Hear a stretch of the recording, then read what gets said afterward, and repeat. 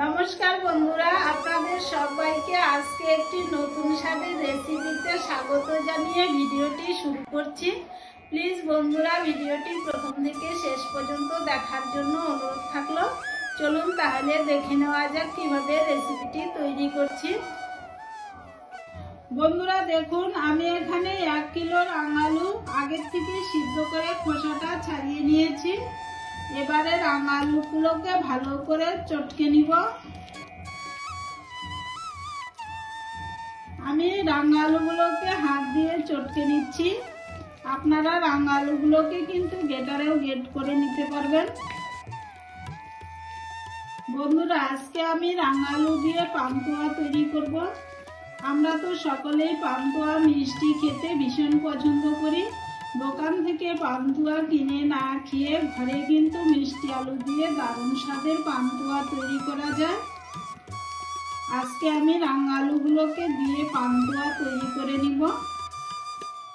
রাঙালুগুলোকে দেখুন ভালো করে চটকে নিয়েছি।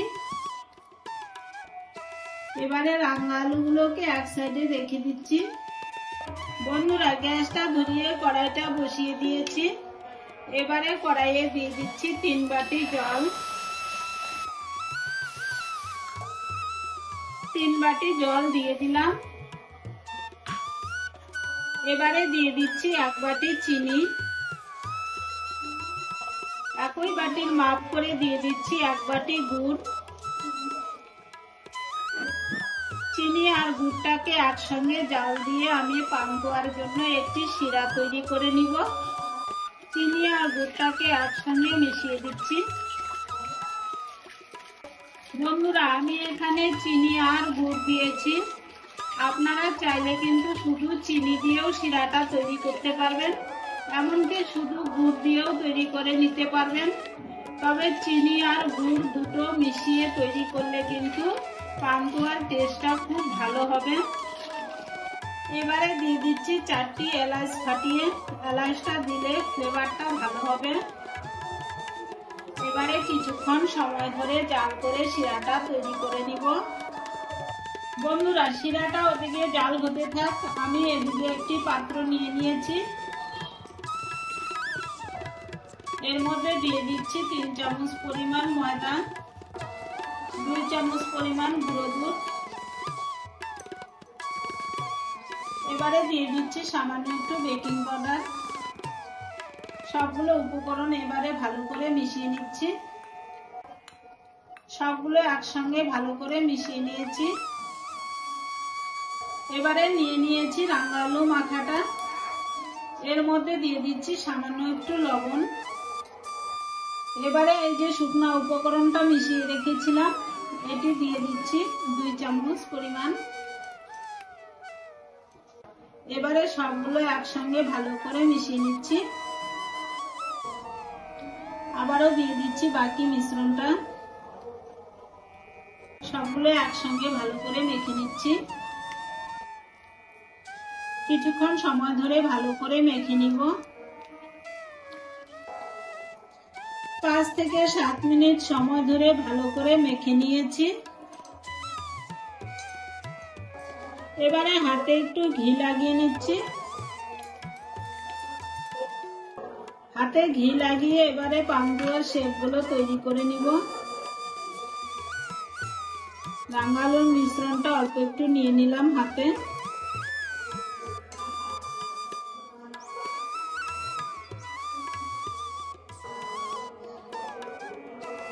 দেখুন বন্ধুরা, আমি একটি পান্তুয়ার শেপ তৈরি করে নিয়েছি। আমি এরকম সাইজ করে বানিয়েছি। আপনারা ছোট বড় যে কোনো সাইজের বানিয়ে নিতে পারবেন। আবারও কিছুটা মিশ্রণ নিয়ে নিচ্ছি হাতে।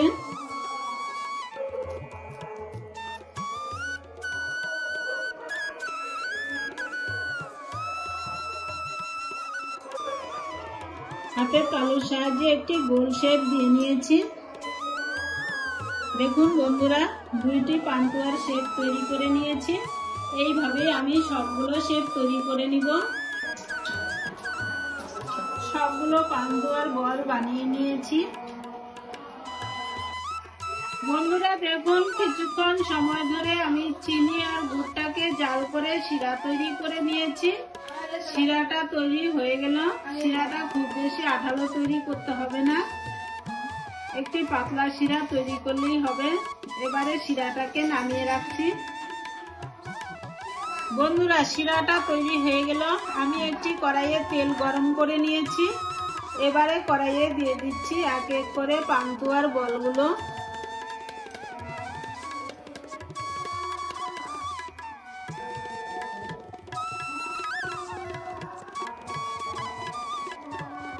বেশ কয়েকটা একসঙ্গে দিয়ে দিয়েছি। পান্তুয়াগুলো দিয়ে তেলের মধ্যে কিছুক্ষণ অপেক্ষা করেছি। এক পাশ হয়ে গেল, এবারে উল্টে দিচ্ছি। গ্যাসের আঁচটা কিন্তু বন্ধুরা মিডিয়ামে রেখে ভাজতে হবে, না হলে এক পাশ লাল হয়ে যাবে, সব সাইডটা ঠিকভাবে হবে না।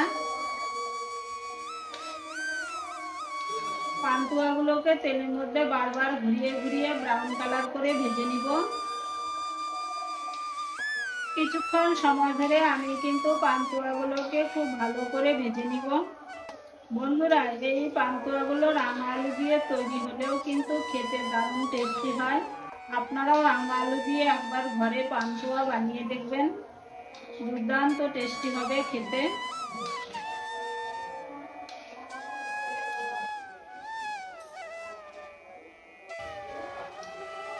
বন্ধুরা দেখুন, পান্তুয়াগুলো কি সুন্দর ফুলে ফুলে উঠেছে। পান্তুয়াগুলোকে কিন্তু বেশ কিছুক্ষণ সময় ধরে ব্রাউন কালার করে ভেজে নিয়েছি। পান্তুয়াগুলো ভাজা হয়ে গেল, এবারে উঠিয়ে নিচ্ছি।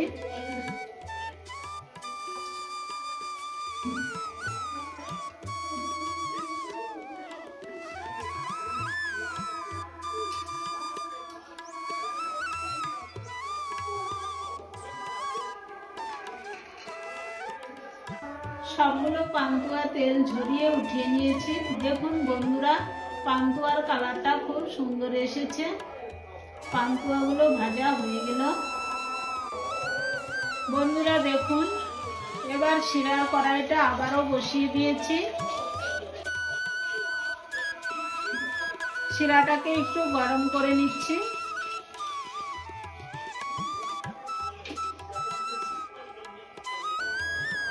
শিরাটাকে হালকা গরম করে নিয়েছি। এবারে এক এক করে পান্তুয়াগুলো দিয়ে দিব শিরাতে।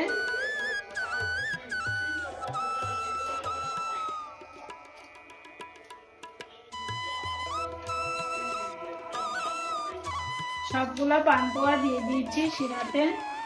এবারে শিরার সঙ্গে ভালো করে মিশিয়ে নিচ্ছি।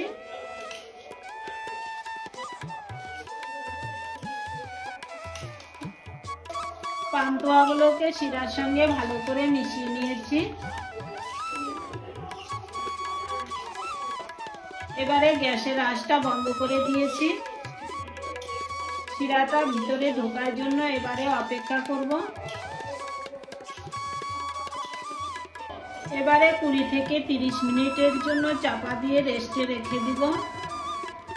বন্ধুরা ফিরে আসলাম 30 মিনিট পর। বন্ধুরা ফিরে আসলাম 30 মিনিট পর। এবারে চাপাটা খুলে নিচ্ছি। দেখুন বন্ধুরা, 30 মিনিটের জন্য পান্তুয়াগুলোকে রেস্টে রেখে দিয়েছিলাম। পান্তুয়াগুলো কিন্তু আমার তৈরি হয়ে গেল। এবারে নামিয়ে নিচ্ছি। এবারে একটি পাত্রে নামিয়ে নিচ্ছি। দেখুন বন্ধুরা, পান্তুয়াগুলো কি সুন্দর তৈরি হয়েছে। দেখুন কত সুন্দর নরম তুলতুলে তৈরি হয়েছে। এবারে একটি পান্তুয়া কেটে দেখাচ্ছি।